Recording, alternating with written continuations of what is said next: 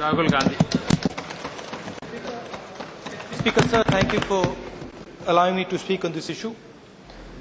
The farmer is India's backbone. Whatever we have constructed, Please, order, please. Please. whatever we have constructed, whatever we have been able. Please. What is the problem? Deputy Speaker Mohoday, I am here. Please take your seat. I am here.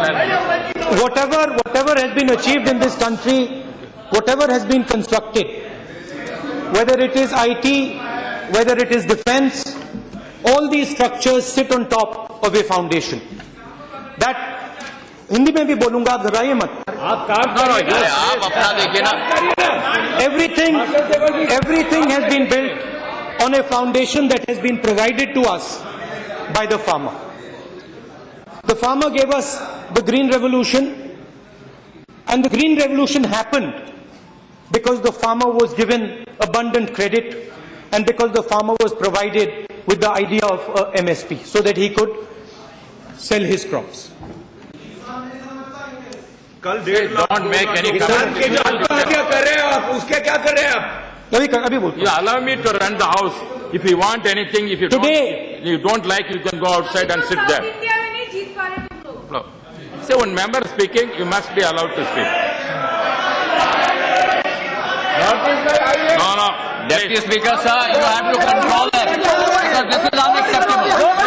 This is unacceptable, sir. You have to control them. This is unacceptable.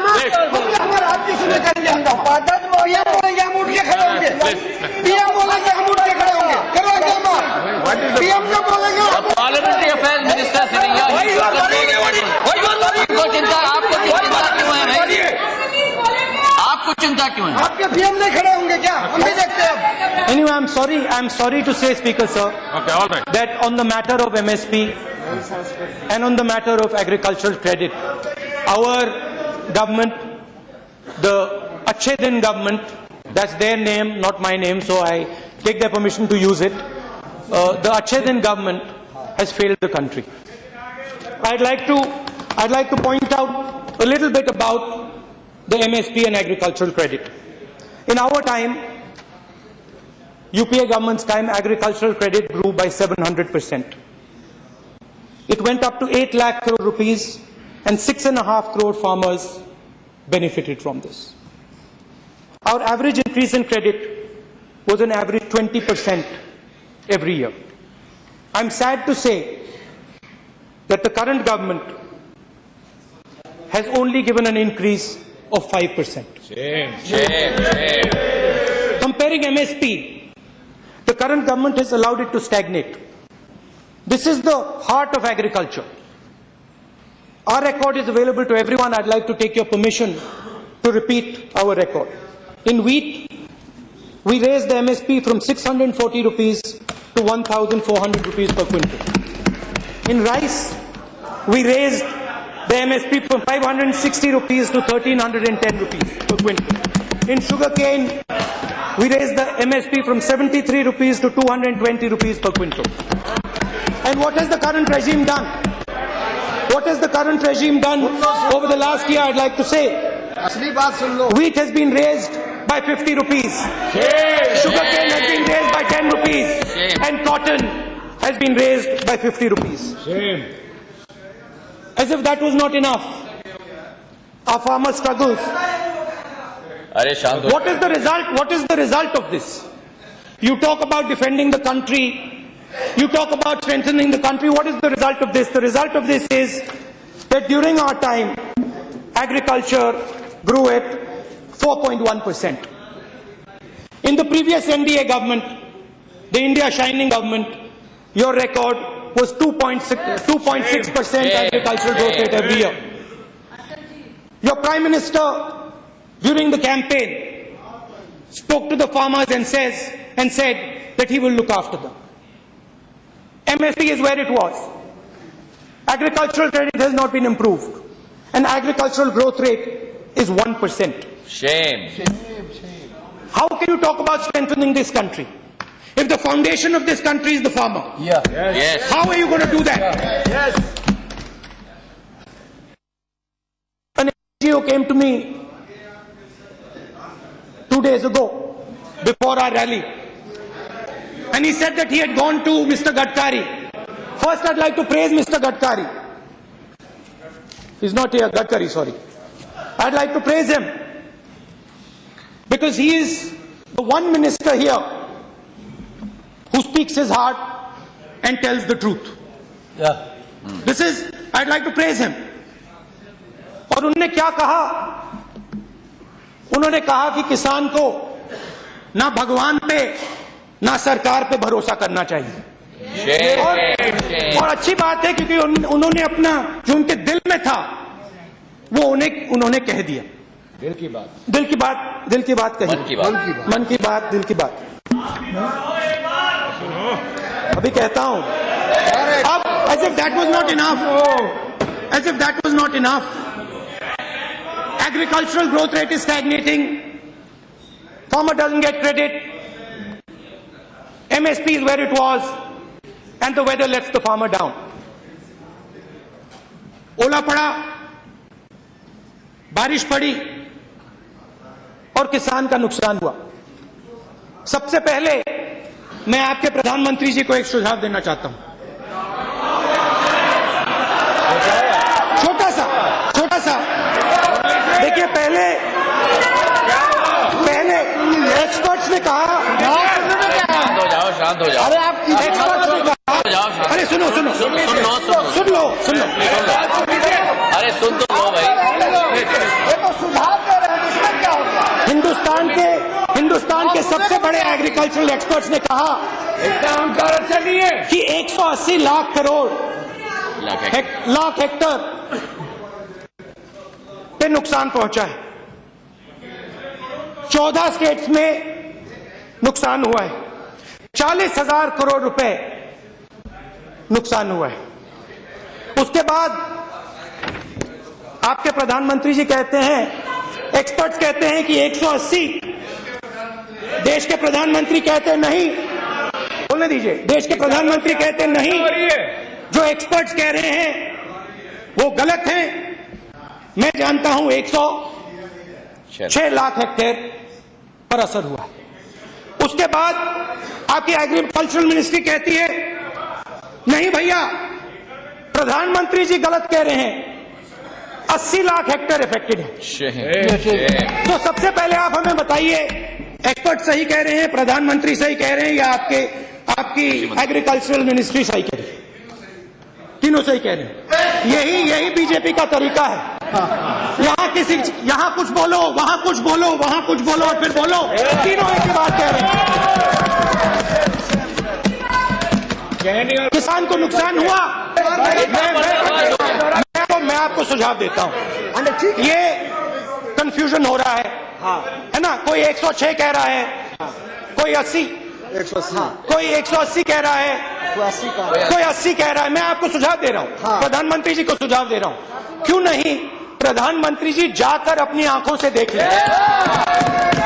क्यों नहीं वो जाकर, जहां लोगों के दिल में दर्द है, जहां उनको मुश्किल हो रही है, क्यों नहीं वो जाकर वहां उनसे बात कर ले? प्रधानमंत्री को विदेश यात्रा से फुर्सत नहीं है। गेहूं मंडियों में पड़ा हुआ है, गेहूं मंडियों में पड़ा हुआ है, सरकार उठा नहीं रही है। किसान फर्टिलाइजर लेने जा रहा है, उसको आप फर्टिलाइजर नहीं दे रहे हो, उसको आप लाठी मार के भगा रहे हो।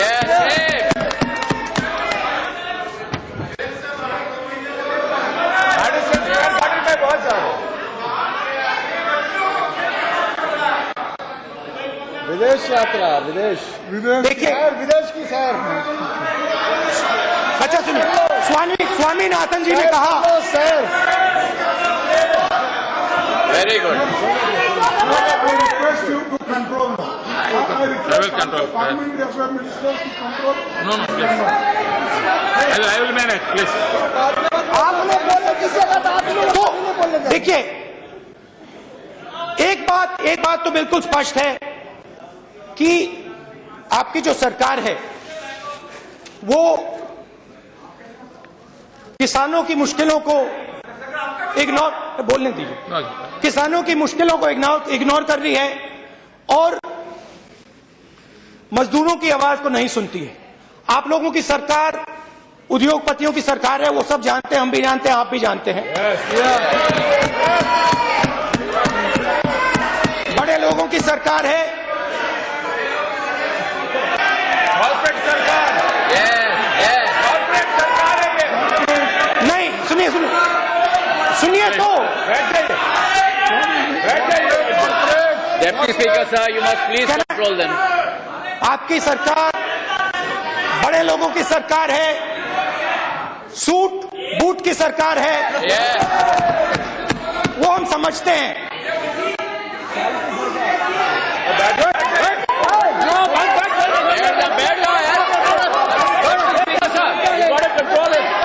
This is ridiculous. अरे आप बैठो, आपकी बारी आएगी, आप बैठ जाओ।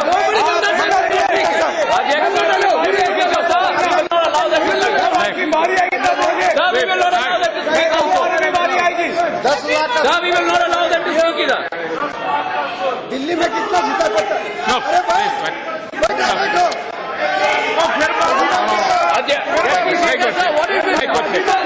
What is this, sir? अरे बैठो।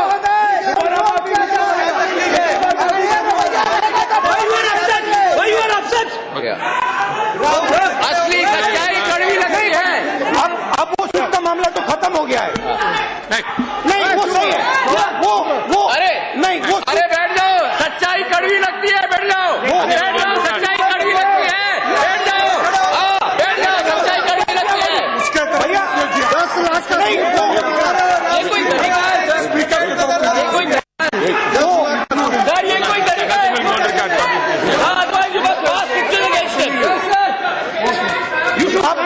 अब वो सूट का मामला तो खत्म हो गया। तो ये सच्चाई है और इस बात को आप भी मानते हैं, इसीलिए आप इतनी जोरों से चिल्ला रहे हैं कि किसान को आपकी सरकार, मजदूर को आपकी सरकार निगलेक्ट कर रही है।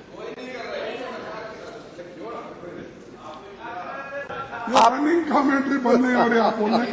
अब सवाल उठता है कि आपके जो प्रधानमंत्री हैं, देश के जो प्रधानमंत्री हैं, मगर वो देश के हैं मगर आपके भी हैं। क्या आप कह रहे हो कि वो आपके नहीं हैं?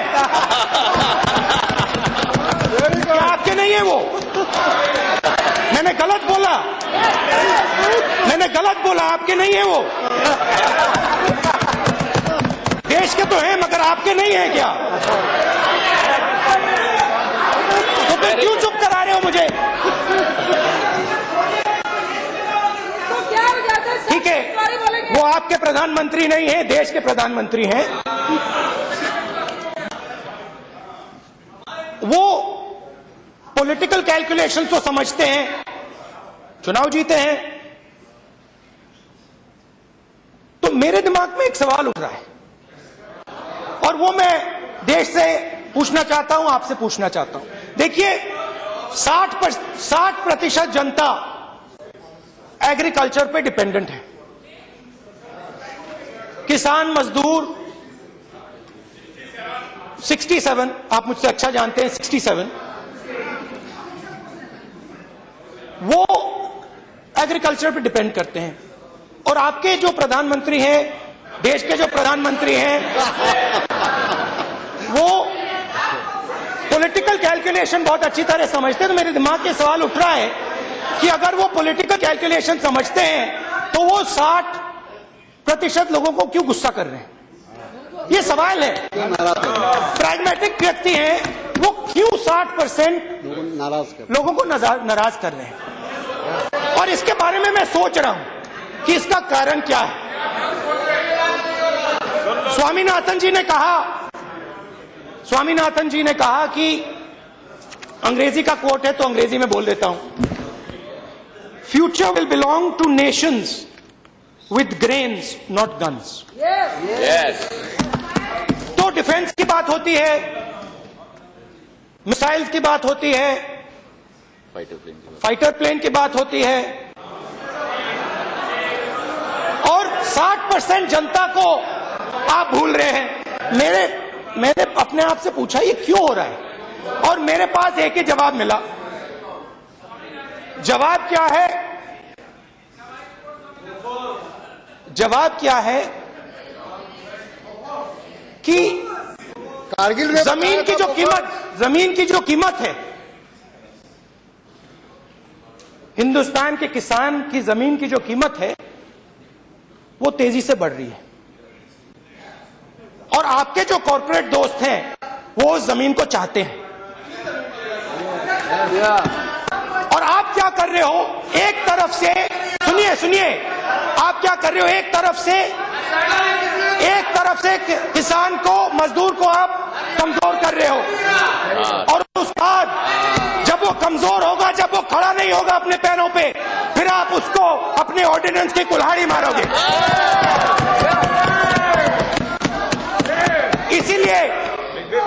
इसीलिए आप 60% लोगों को इग्नोर कर रहे हो। मैडम प्लीज टेक बैठ जाइए माता जी बैठ जाइए। Have you got the permission? Why are you a senior leader? You are a madam, but you are a senior leader. You have not got permission from me. How can you? No, how can you stand and speak without my permission? Please take your seat. Please don't. Please don't. Without permission. प्रधानमंत्री जी को मैं एक और सुझाव देता हूं।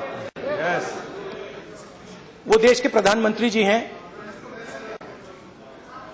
बड़े लोगों की सरकार है, मगर देश में 60% किसान मजदूर है। उनको राजनीतिक फायदा होगा अगर वो अपनी साइड बदल दें। अगर वो जो वायदे किए हैं आप लोगों ने कॉर्पोरेट्स को, अगर आप लोग वो वायदे तोड़ोगे, हमें नुकसान होगा। आप बड़ी गलती कर रहे हो, मैं आपको बता रहा हूं, बहुत बड़ी गलती कर रहे हो। आप किसानों को, मजदूरों को चोट पहुंचा रहे हो, और आने वाले समय में वो आपको चोट पहुंचाएंगे। क्योंकि सबसे ज्यादा शक्ति इस देश में किसान और मजदूर के पास है। आप गलत समझ रहे हो। आप सोच रहे हो जो बड़ी बड़ी गाड़ी चलाते हैं, जो बड़े बड़े बिजनेसमैन हैं, उनके नाम नहीं कहना चाहता हूं, आप सोचते हो कि उनकी है शक्ति देश में। यह गलत है। इस देश की शक्ति किसान के हाथों में है, मजदूर के हाथों में है। So I would like to conclude my intervention. Thank you very much.